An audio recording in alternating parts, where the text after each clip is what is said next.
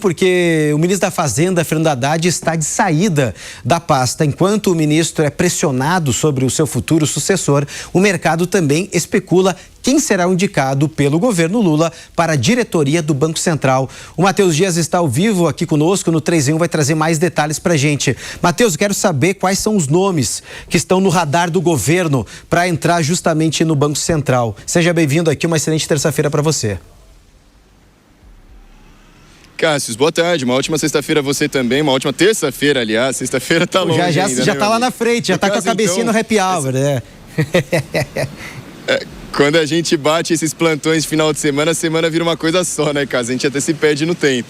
Mas no caso, então, as indicações até o momento foram apenas indicações feitas por Fernando Haddad, o ministro da Fazenda. Essa que pode ser, inclusive, uma das últimas ações dele à frente do Ministério da Fazenda, ele que possivelmente está mesmo de saída. E no caso, indicou 2 nomes a Lula, nomes divulgados hoje em uma entrevista na Band News, que ele disse que são nomes possíveis e os mais indicados para assumir, então, a direção do Banco Central. Vamos ouvir. Eu levei a ele para considerar 2 nomes que me parecem muito interessantes, né? Um deles é um economista que é professor catedrático em Cambridge, chamado Thiago Cavalcanti, e o outro é o meu secretário de Política Econômica, né, que trabalha há 3 anos conosco, está fazendo um excelente trabalho, e eu imaginei, pelas conversas que tive com essas 2 figuras, que eles poderiam ser nomes a serem apreciados tanto pelo presidente do Banco Central quanto pelo presidente Lula. São 2 pessoas, primeiro, eticamente irrepreensíveis. Irrepreensíveis. Eu estou falando de um professor de Cambridge, professor catedrático. Não estou falando de essa turma que está criticando no jornal e não sabe nem do que está falando, né?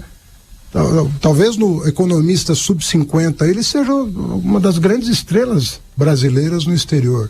Então nós estamos levando à consideração do presidente pessoas sérias. Agora, o presidente vai escolher.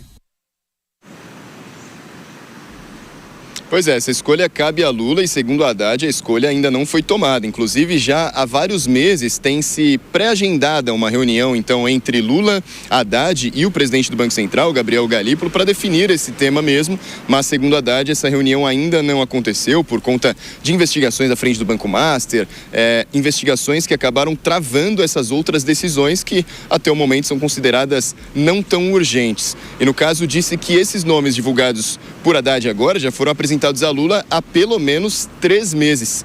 E só para finalizar, em resposta aos ex-diretores do Banco Central que criticaram essas escolhas de Haddad, ele só disse a seguinte frase, que os atuais problemas econômicos e fiscais do país são frutos das gestões passadas, viu, Cássio? Perfeito, Matheus. Vamos seguir acompanhando esses desdobramentos. É claro, essas indicações feitas pelo ministro da Fazenda. E depois, se o pessoal puder avisar em que rua o Matheus está para mandar para o WhatsApp, que a gente está no nosso bolão tentando identificar aqui aonde Matheus Dias fez essa entrada ao vivo aqui para o nosso 3 em 1. Alagani, eu quero te perguntar sobre esses 2 nomes. Um está sofrendo uma certa resistência, o outro tem um perfil um pouco mais técnico, mas são pessoas próximas e de confiança do ministro Haddad. O grande problema dessa indicação é que um deles, né, principalmente o Melo, entraria no lugar do Diogo Guilhem, né, Diogo Guilhem. E o Diogo Guilhem é da Escola das Garças, é PUC-Rio, então é considerado um perfil acadêmico e de mercado, mas muito técnico. O Melo, né, ele tem uma carreira, ele fez mestrado na PUC aqui em São Paulo. A PUC em São Paulo, pelo menos em economia, não em direito, não é uma grande grife acadêmica, diferentemente da PUC-Rio. E aí, de fato, ele faz o doutorado em Cambridge. Mas ele não está ligado numa área de pesquisa, né, que é uma área mais técnica, mais econométrica, que envolve muitas estatísticas, modelos econômicos, que é o perfil que o mercado gosta para o Banco Central, né? Então é aquela ala mais desenvolvimentista. Ele também teve passagens pela Unicamp. É uma outra vertente da economia, é mais heterodoxa, menos ortodoxa. E aí, o Galípolo, Piperno, pelo que se soube na imprensa, está resistente à indicação desses 2 nomes. Por quê? Porque justamente agora que o Banco Central está a duras penas conseguindo, né, conquistar a redução da taxa de juros, controlar a inflação, então isso pode ser um sinal mal interpretado aí pelo mercado. Então o Galípolo não está contente com essa indicação. E aliás, ele já está descontente com outros dois casos. O aumento do IOF, que ele não foi comunicado, e também faltou apoio do ministro Haddad em relação ao caso do Banco Master, né, na atuação do Banco Central. Você, Fábio Piperno, o que você pensa dessas indicações? É verdade, há aí nos bastidores uma espécie de um ruído nessa relação Haddad-Galípolo por conta desses dois temas, lembrando que o Galípolo chegou ao Banco Central indicado por Fernando Haddad. Muito bem. Uma das coisas desse novo indicado, o que me agradaram demais, senhor Mangani. Lá vai, agora é o ponto. É que você sabe que ele tem acertado muito mais, é uma fama que ele tem, né? O novo indicado agora para o Banco Central Melo, ele tem acertado muito mais os indicadores do que o Boletim Focus. E aí, veja... Mas o que ele acertou? Ele tem acertado, por exemplo... O Boletim Focus é uma previsão também, né? Então, as previsões uma média, têm sido melhores. Mas ele está lá no meio da média. Eu quero dizer que as previsões dele têm sido A banda é longa, melhores. né? Exatamente. Porque é aí que está o negócio. É revoltante, e o Brasil tem que discutir isso muito a sério, que, por exemplo, o Banco Central leve o Boletim Focus a sério como um dos seus balizadores. Não é o único, mas é um dos seus balizadores. Isso é muito sério.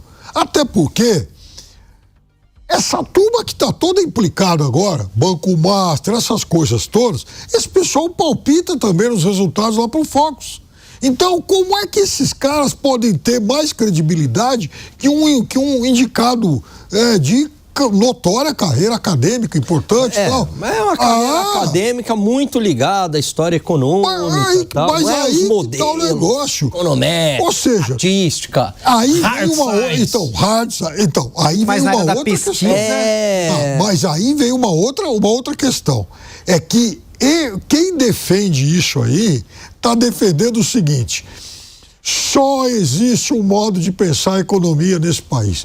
Quem não fizer exatamente isso não tem capacidade, não tem notórios conhecimentos, reputação, ou seja lá o que for, para trabalhar no Banco Central. Piperno, eu concordo contigo que é importante ter perfis diferentes, habilidades diferentes, mas para o cargo que ele vai exercer, é compatível esse perfil? Eu acho que não, né? Então... Poxa, você vai pegar alguns nomes lá que passaram por... Não, Gustavo Franco, né? Não dá. É outro patamar ali de questão técnica. Perfeito. E tal. E você tem que ter 9 Gustavos Franco?